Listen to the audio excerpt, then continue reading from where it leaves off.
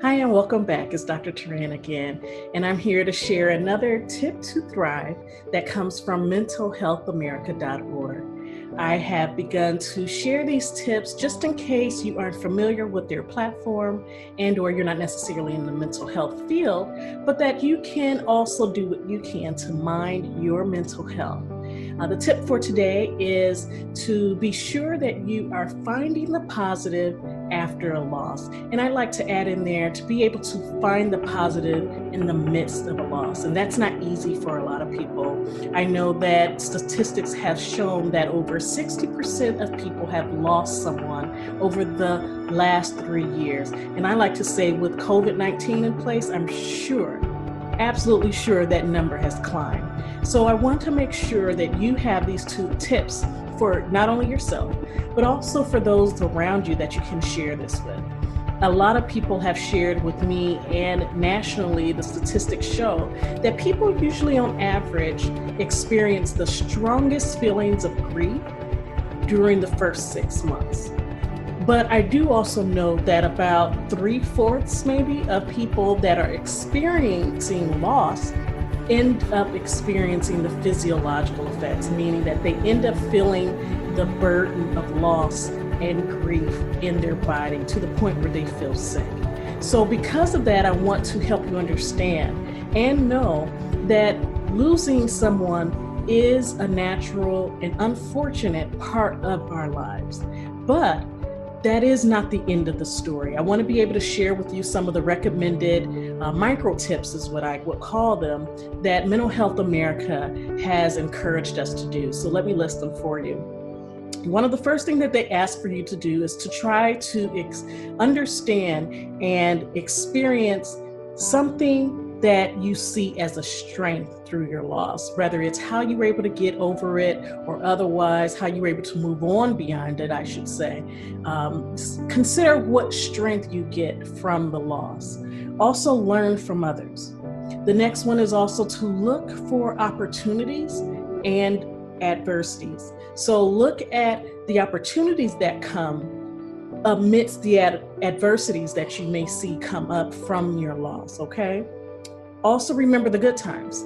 We always love to remember all the great things that those that we've lost have taught us, have shared with us, even if it's a home that you lost or your freedoms that you lost during this time.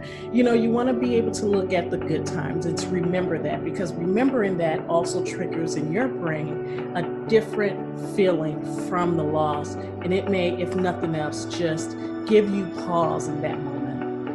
The next tip that they recommend is do something to make you happy. I'm always pushing people to take care of themselves, to seek help.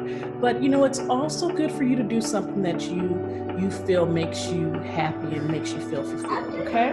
There's also finding ways to honor your loss. That can be done in so many different ways, an example of which is some that have made it a tradition to go and visit the gravesite or the mausoleum, or to do something in celebration of what it is that the person that you lost has done for you, what the person that you have lost has cultivated in you from your interactions with them when they were still here. And one of the last one is, and it's one of the biggest ones, don't be afraid to ask for help. I am here for you. There are so many other providers out there here for you, and I always encourage you that if you don't have anyone, definitely feel free to give me a call. Reach out, let me know what you need, and I can be there for you. The best way to reach me, regardless of the time of day, regardless of what state you're in, the time zone, is to go to www.officialspconsultinggroup.com. That is where you can normally find, where you can enter your information, look at my services, let me know that you're interested in counseling, okay? So again, we're following the Tips to Thrive. You can go online and follow along with me. But I just look forward to being able to support you in a way that I can, all right?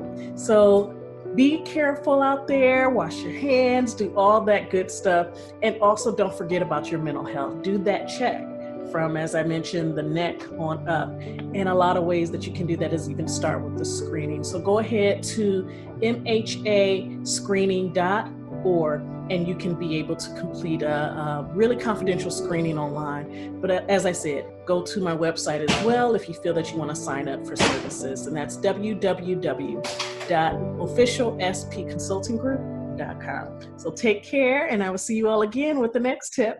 All right. Bye-bye.